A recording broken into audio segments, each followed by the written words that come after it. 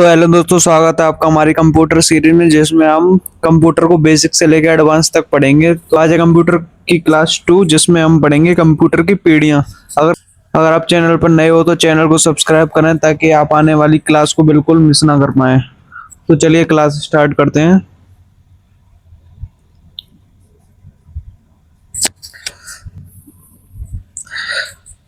तो हम पढ़ने वाले हैं कंप्यूटर की पीढ़ियां। प्रथम कंप्यूटर ENIAC से लेकर आज तक के कंप्यूटर में समय समय पर आवश्यकता के अनुसार काफी परिवर्तन किए गए हैं और एक नई डिवाइस तैयार की गई। कंप्यूटर के विकास के इस क्रम को 5 पीढ़ियों में वर्गीकृत किया गया है, जो क्रमशः निम्न प्रकार हैं।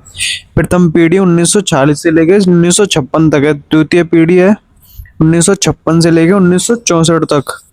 तृतीय पीढ़ी 1964 से लेकर 1971 तक है। चतुर्थ पीढ़ी 1971 से लेकर 1985 तक है। पंचम पीढ़ी 1985 लेके अब तक। सबसे पहले हम पढ़ेंगे प्रथम पीढ़ी के कंप्यूटर। कंप्यूटर की प्रथम पीढ़ी में सन 1940 से लेकर 1956 तक के कंप्यूटरों को लिया गया है। प्रथम इलेक्ट्रॉनिक कंप्यूटर सन 1940 में अस्तित्व में आया था, जिसका नाम इलेक्ट्रॉनिक न्यूमेरिकल इंटीग्रेटर था एंड कैलकुलेटर था। इसका आविष्कार जेपी एकर्ट तथा जॉन मोचली ने किया था। वैक्यूम ट्यूब का आविष्कार 1904 में हुआ। प्रथम पीढ़ी के कंप्यूटर में मशीन लैंग्वेज का उपयोग किया जाता था। तो ये हैं जिन्होंने प्रथम पीढ़ी के कंप्यूटर का आविष्कार किया, जिनका नाम है जेपी एकर्ट।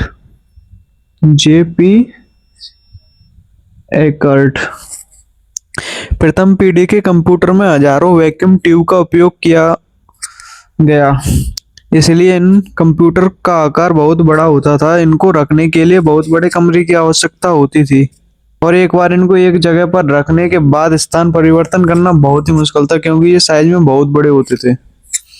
इनका साइज एक कमरे के बराबर होता था।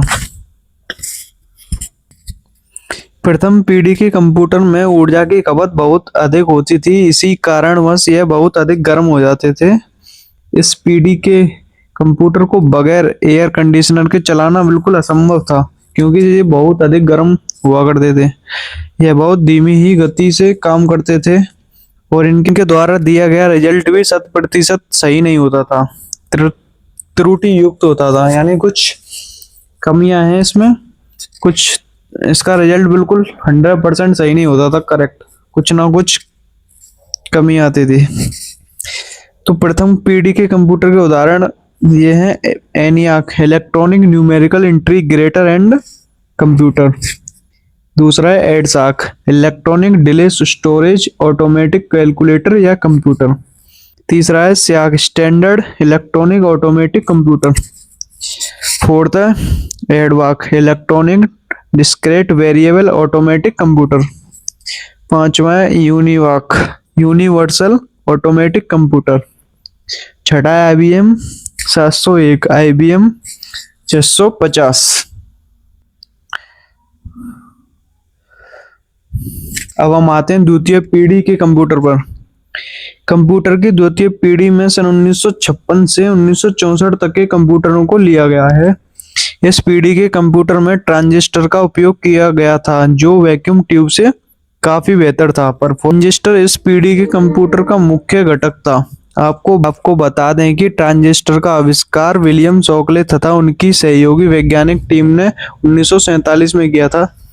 तो ये देखो, ये है द्वितीय पीढ़ी के कंप्यूटर, जो ऐसे दिखते थे, जिनका साइज भी प्रथम पीढ़ी के कंप्यूटर से थोड़ा छोटा था, और परफॉर्मेंस भी उससे बढ़िया थी।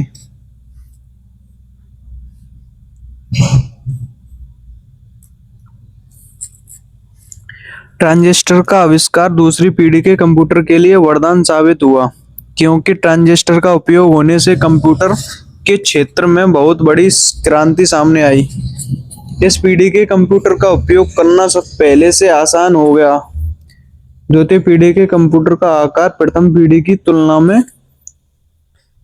में कम हो गया था, तथा इसकी परफॉर्मेंस की गति में वृद्धि हो गई थी। द्वितीय पीढ़ी के कंप्यूटर की सबसे बड़ी बात यह है कि इन कंप्यूटर को ऑपरेट करने के लिए एक दो व्यक्ति पर्याप्त होते थे। लेकिन अभी भी ये कंप्यूटर आकार में काफी बड़े थे और इनको एक स्थान से दूसरे स्थान पर ले जाना आसान नहीं था। दूसरी पीढ़ी के कंप्यूटर प्रथम पीढ़ी की अपेक्षा अधिक विश्वसनीय थे तथा इनके द्वारा दिया गया रिजल्ट भी सही होता था। दूसरी पीढ़ी के कंप्यूटर में असेंबली मशीन लैंग्वेज जैसी उच्च स्तरीय भाषाओं का उपयोग किया गया था।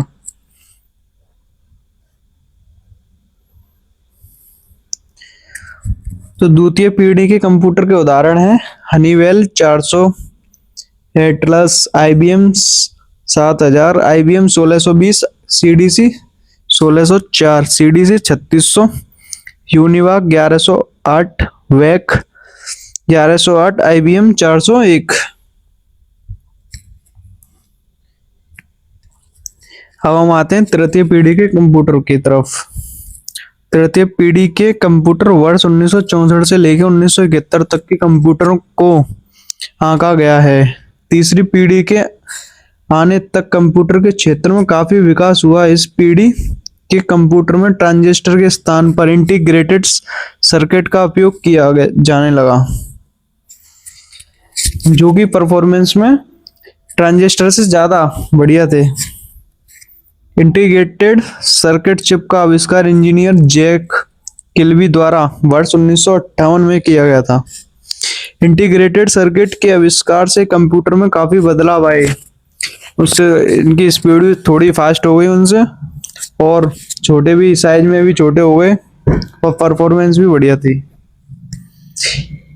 आईसी मतलब integrated circuit. Integrated circuit silicon या जर्मेनियम की बनी होती है, जो कि एक अर्धचालक धातु है।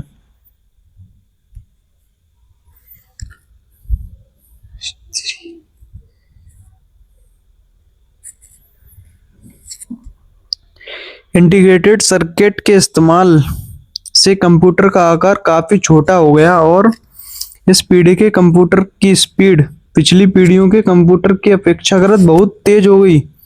इसके द्वारा दिए गए परिणाम अधिक विश्वसनीय हो गए तथा इनका रखरखाव भी आसान हो गया।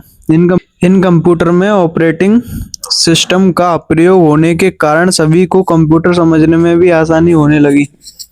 सभी को ज्ञात है कि तीसरी पीढ़ी के कंप्यूटर में कार्य करने के लिए हाई लेवल लैंग्वेज जैसे फोर्टन, कोबोल, पास्कल, बेसिक या एल्गोल का प्रयोग किया गया था।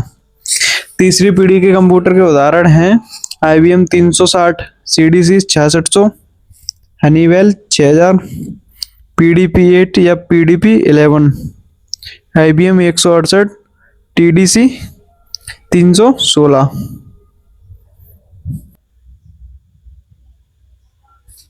तो अगर हम थर्ड पीढ़ी के कंप्यूटर को देखें तो वो कुछ इस तरह होते थे, जो कि साइज में भी काफी छोटे थे और परफॉर्मेंस भी बहुत बढ़िया हो गई।